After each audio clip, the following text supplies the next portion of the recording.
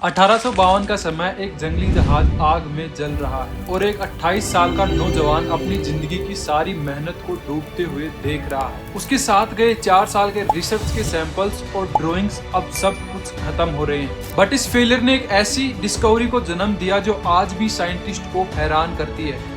एक ऐसी invisible wall जो एशिया और ऑस्ट्रेलिया की दुनिया को डिवाइड करती है। ये कहानी है अल्फ्रेड रूसेल वॉलेस की, वो गरीब सर्वेयर जिसने डार्विन से पहले इवोल्यूशन का थ्योरी लिखा, पर हिस्ट्री ने उसे भुला दिया। जंगल में 8 साल बिताने के बाद 25,000 स्पीसीज कलेक्ट की और एक शिप के डूब जाने से सब कुछ बदल गया। पर क्या कारण था जो हिस्ट्री ने वॉलेस को भुला दिया, और क्यों डार्विन की ओरिजिन ऑफ स्पीसीज की वजह से वॉलेस की मलय आर्कियोलॉजी किताब को डस्टबिन में फेंक दिया गया। आज हम तोड़ेंगे इस सबसे बड़े साइंटिफिक कॉन्स्पिरेसी का राज। तो चलिए शुरू करते हैं। उससे पहले सब्सक्राइब कर लीजिए और वीडियो अच्छा लगे तो लाइक जरूर कीजिए। रूसेल का जन्म 1823 में एक ऐसे गरीब परिवार में हुआ था जहां वॉलेस को 6 साल की उम्र में ही स्कूल छोड़कर मजदूरी करनी पड़ी। लेकिन उसके पास एक सीक्रेट वेपन था, उसके पिता की लाइब्रेरी, जहां से उसने मैप्स बनाना और बोटनी सीखी।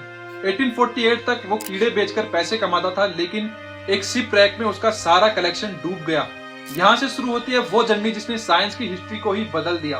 1854 में वॉलेस एक नए मिशन पे साउथ ईस्ट एशिया पहुंचा। 8 साल 25,000 आइलैंड एक्सप्लोर किए, इतने की इंडिया के आइलैंड से 5 गुना ज्यादा। लेकिन एक दिन उसने देखा कि बाली और लोम्बोक आइलैंड, जो कि सिर्फ 35 किलोमीटर दूर है, जैसे मानो दिल्ली और गुड़गांव का डिस्टेंस, इन दोनों ही आइलैंड्स पर एनिमल्स बिल्कुल अलग अलग थे। बाली में एशिया के आइकॉनिक एनिमल्स टाइगर और राइनोज मिले, वहीं दूसरी तरफ लोम्बोक में ऑस्ट्रेलिया के कैंगारूस और कोकैटो। वॉलेस ने ये पूछा कि ये दोनों ही आइलैंड्स इतने पास होकर भी अलग कैसे हैं?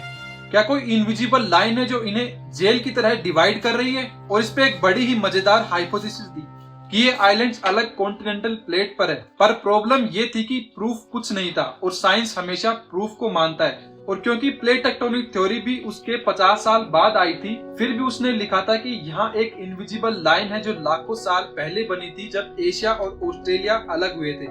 और ये बात आज 100% सच साबित होती है। ये लाइन मकासर स्टेट में बोनेरो और सुलावेसी के बीच और लोम्बोक स्टेट में बाली और लोम्बो के बीच से गुजरती है। इस लाइन के वेस्ट में एशियाटिक स्पीसीज पाई जाती हैं, वहीं ईस्ट में एशिया और ऑस्ट्रेलियन स्पीसीज का मिक्सअप मिलता है। ये लाइन एक बायो जियोग्राफिकल बाउंड्री है जो एशिया और ऑस्ट्रेलिया के फ्यूनल रिलम्स को अलग करती है। और सबसे बड़ा ड्रामा तब हुआ जब 1858 में वॉलेस ने डार्विन को अपना इवोल्यूशन थ्योरी भेजा, और डार्विन ने उसे अपने नाम पे पब्लिश करवा दिया। कुछ पुराने लेटर से पता लगता है कि डार्विन ने कहा कि वॉलेस के आइडिया मेरे जैसे ही हैं, मगर किताब में उसका नाम तक नहीं आया। आज डार्विन इवोल्यूशन के फादर हैं और वॉलेस एक फुटनोट, जबकि असल में वॉलेस ने नेचुरल सिलेक्शंस को बेटर तरीके से समझाया था। पर इन सभी के बीच एक ट्विस्ट था।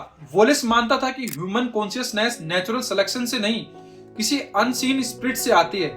डार्विन से उसका ये डिसएग्रीमेंट आज तक डिबेट का टॉपिक है। आज भी ये वॉलेस लाइन एक मिस्ट्री है। 2023 तक की स्टडीज के मुताबिक इस लाइन ने एशिया और ऑस्ट्रेलिया के 800 मैमल्स और 600 बर्ड स्पीसीज को डिवाइड किया है। आज की मॉडर्न टेक्नोलॉजी ने इस पूरी बात को सही साबित किया है। बाली और लोम्बो के बीच वॉलेस ट्रेंच समुद्र से 7 किलोमीटर गहरी खाई है। यहाँ ओशंस करंट्स इतने स्ट्रॉन्ग है कि कोई भी जानवर स्विम नहीं कर पाता। साथ ही ये आइलैंड्स अलग अलग 2 टेक्टोनिक्स प्लेट्स पर टिके हैं। पहली है बाली यूरेशियन प्लेट और दूसरी है लोम्बोक ऑस्ट्रेलियन प्लेट्स। लाखों साल पहले यही प्लेट्स अलग हुई थी और स्पीसीज भी डिवाइड हो गई थी। वॉलेस की खोज ने एक नए बायो जियोग्राफी को जन्म दिया।